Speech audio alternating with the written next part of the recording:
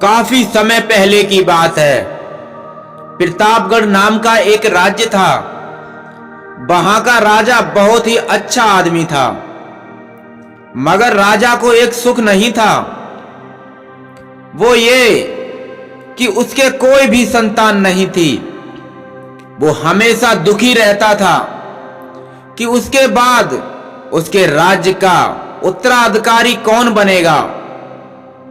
और फिर उसने सोचा कि अब वह राज्य के अंदर से ही किसी योग्य बच्चे को गोद ले ले, ताकि वह उसका उत्तराधिकारी बन सके और आगे की बागडोर को सुचारू रूप से चला सके।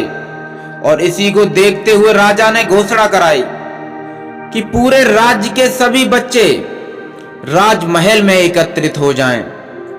और ऐसा ही हुआ कि सभी बच्चे राजा के महल में एकत्रित हो गए।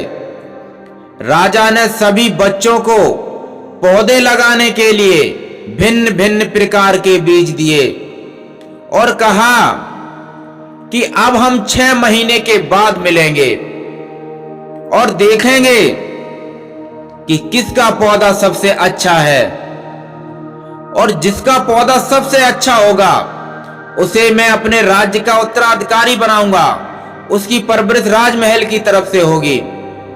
महीना बीत जाने के बाद भी एक बच्चा ऐसा था जिसके गमले में वह बीज अभी तक नहीं फूटा था, लेकिन वह रोज उसकी देखभाल करता था और रोज पौधे को पानी भी देता था।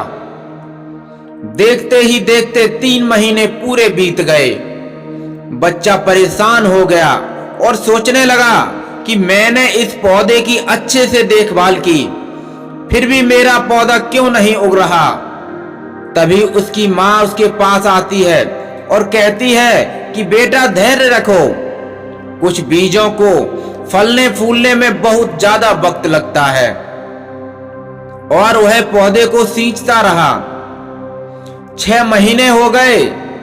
राजा के पास जाने का समय भी आ चुका था, लेकिन वह डरा हुआ था कि सभी बच्चों के गमलों में तो पौधे होंगे और उसका गमला पूरा खाली होगा। लेकिन वह बच्चा बहुत ईमानदार भी था और सारे बच्चे राजमहल में आ चुके थे। वो भी गया।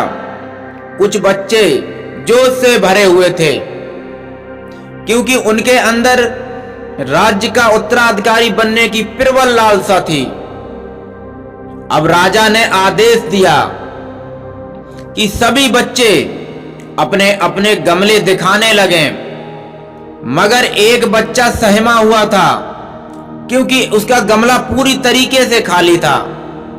तभी राजा की नजर उस गमले पर गई और उसने पूछ लिया कि बेटा तुम्हारा गमला तो खाली है। तो उसने कहा, महाराज मैंने इस गमले की 6 महीने तक अच्छे से देखभाल की, लेकिन मैं खुद परेशान हूं। पता नहीं मेरा पौधा क्यों नहीं उगा। राजा उसकी ईमानदारी से बहुत खुश हो गया कि उसका गमला खाली है, फिर भी वो हिम्मत करके यहां पर आ गया। सभी बच्चों के गमले देखने के बाद राजा ने उस बच्चे को सभी के सामने अपने पास बुलाया।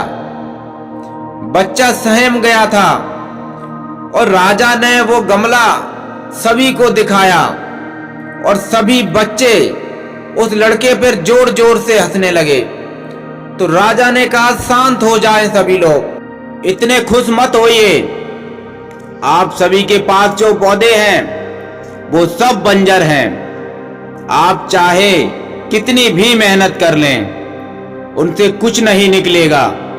लेकिन असली बीज यही था। राजा उसकी ईमानदारी से बहुत ज्यादा खुश हो गया और उस बच्चे को उसने अपने राज्य का उत्तराधिकारी बना दिया। उसकी देखरेख की और सारी सुविधाएं दी।